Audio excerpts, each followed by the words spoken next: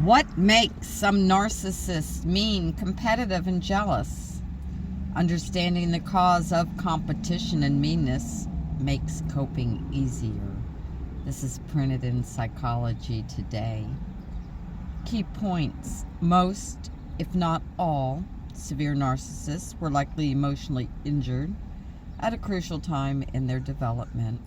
For many narcissists, there's no possible outcome that they can conceive of in which everyone gets their needs met. There are no limits or boundaries when a narcissist gets triggered. Severe narcissism is one of the most complex and confusing psychological phenomena, and its complexity explains why so much is written about it and why there remains a need to continue educating the public about it. The focus of this post remains mysterious.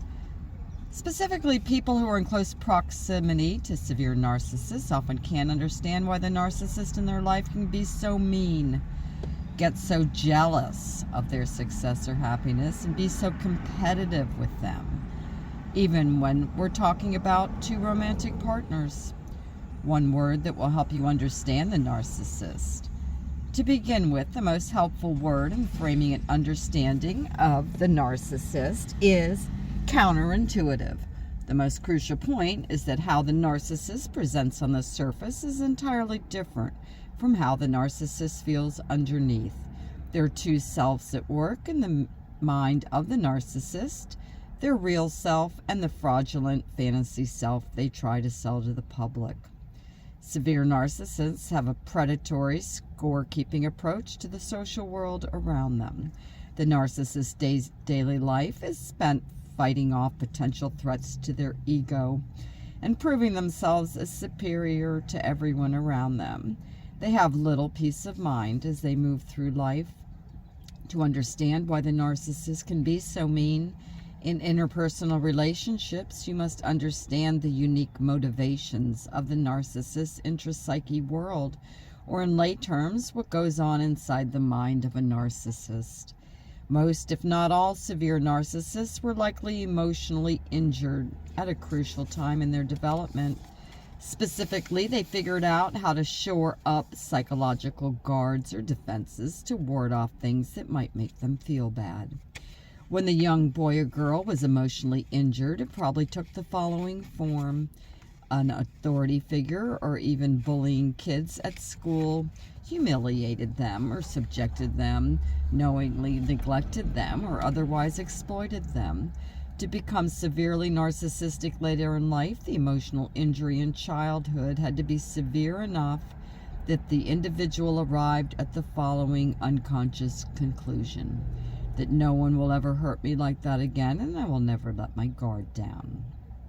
Later in life, this way of relating to people in the world has been practiced over and over for so many years that their personality becomes largely locked into place. It's extremely challenging for the narcissist to let themselves be exposed emotionally for very long at all. If someone or something threatens the narcissist's ego, the narcissist abruptly shifts into predator mode. Why narcissists can be so mean. We need to understand why the narcissist feels a need to fight so doggedly to begin with. In the mind of the narcissist, the social world includes two strict categories, that of winners and that of losers. There's no possible outcome that they can conceive of in which everyone would get their needs met. So there isn't enough attention or praise for everyone to go around according to narcissistic logic, and only a few lucky ones will be selected.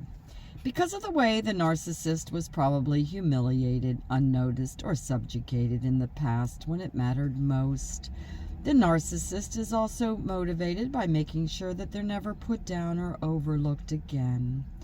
When the narcissist feels most threatened, it's because someone has said or does something that makes them feel small, unnoticed, maybe weak or defective. And the narcissist couldn't allow anyone or anything to make them feel that way under any circumstance. Their thinking goes like this: any threat to his or her temperamental ego must be identified and erased immediately. If the threat continues, it must be annihilated by any means necessary, even threatening Pam Bondi as her personal friend, until they make you, they want to make you feel decimated verbally and emotionally. Keep in mind that the narcissist perceives as a slight is rarely objective. People who haven't been in close proximity to a severe narcissist would never believe the animalistic, ugly wrath that spews from the narcissist when they're activated. Many boys and girls, or men and women who have suffered at the hands of an extreme narcissist, talk about seeing such hate-filled colors in such a human being as traumatic in itself.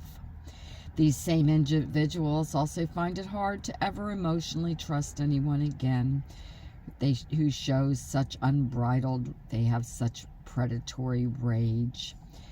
If you're in close proximity to a severe narcissist, understand that the meanness and viciousness the narcissist displays when threatened or held accountable is not personal. Narcissists can use words as bullets, zeroing in on anything they can to unsettle or upset you. Being on the receiving end of this behavior is horrifying and confusing. The recipients often turn to self-help books or blog posts like this one to make sense of the experience because it's so traumatic and disturbing. Recipients often become a sort of an armchair therapist, learning about this personality disorder and trying to become an expert on this type of personality in order to maintain their sanity when dealing with people like them. If you are in close proximity to a narcissist, I will highlight what's important for you to understand to move forward. At root, severe narcissists are highly abnormal men and women who have a form of mental illness, a personality disorder. The root of the disorder means that the narcissist, by definition, violates basic social rules and social conventions. When triggered, especially, they don't show empathy. They're entitled. They create their own reality from moment to moment, and they don't really care about others' feelings. The rules or social conventions that most elementary school children have already mastered are absent in the adult narcissist. I use the following expression with clients dealing with individuals like this: they just don't get it, and they also don't want to get it.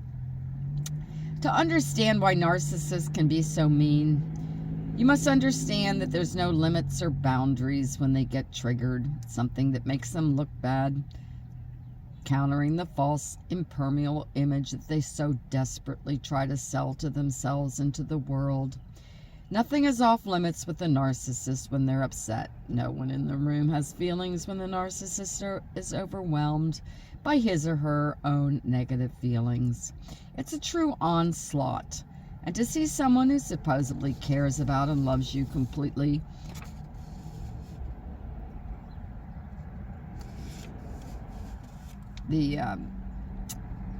they need a sticker on them so lets us know that they can be extremely malicious and destructive when provoked. Perhaps some men and women can handle being occasionally treated in an abusive way, but I'm not sure that that should be the goal. The goal isn't to steel yourself against a loved one to the point where nothing they say or do hurts you.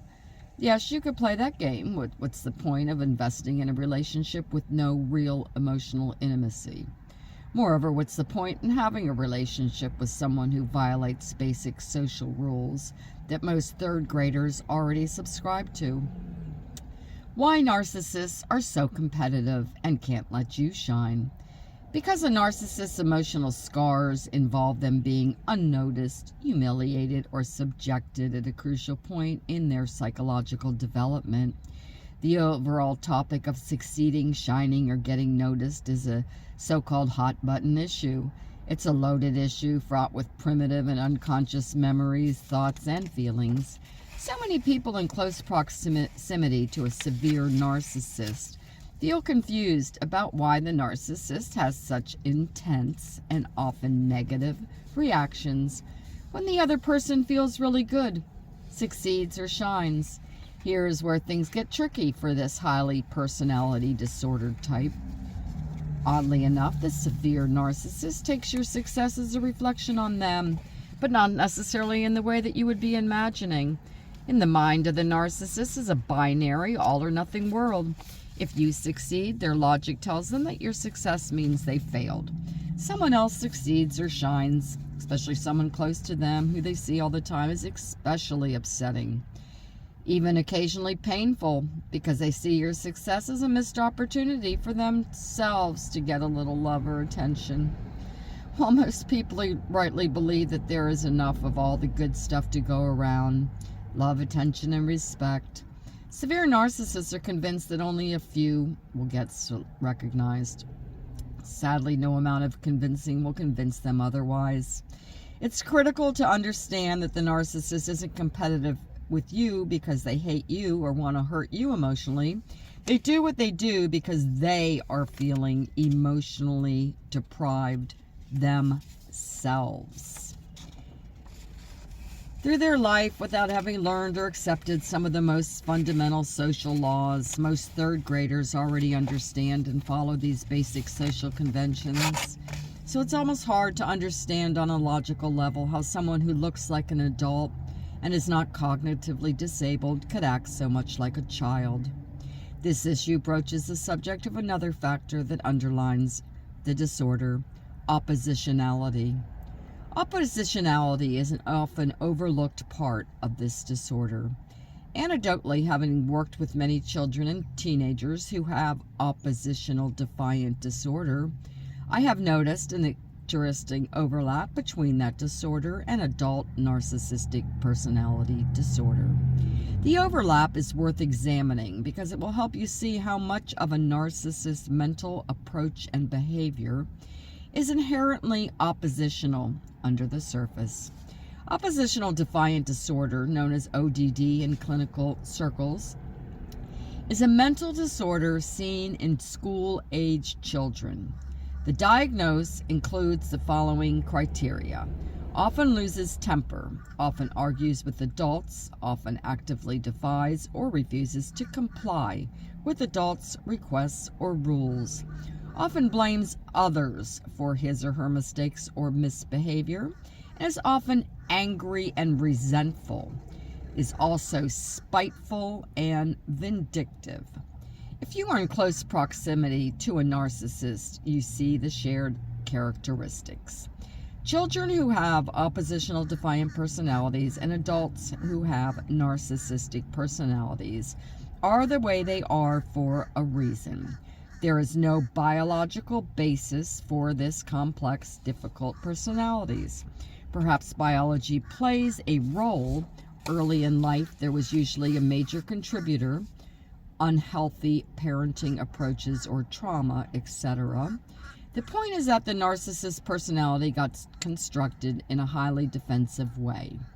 For a personality to become so resistant, difficult, and all around abnormal, something abnormal in the individual's past had to take place over a significant length of time, or during an especially critical period in that individual's development, perhaps within the first several years of life, or what many call the critical period. For those in close proximity to the severe narcissist, they must understand what, again, is counterintuitive. In other words, how will the severe narcissist act with you often, especially when their ego or sense of power has been threatened, has nothing to do with you?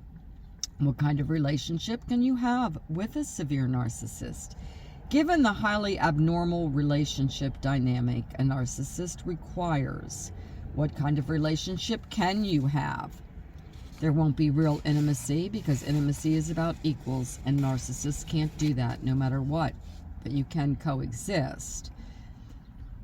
But if you're someone who feels good about yourself, gets noticed and praised by others, and holds yourself or anyone else accountable for major social or relationship violations, there can usually be no relationship. To make it work with a narcissist, you must alter your entire line of thinking with them in this way. They have the power, they are in control, and they matter more. Without adopting this skewed, counterintuitive framework, the narcissist from time to time will always end up making you pay a price for the self-esteem you have.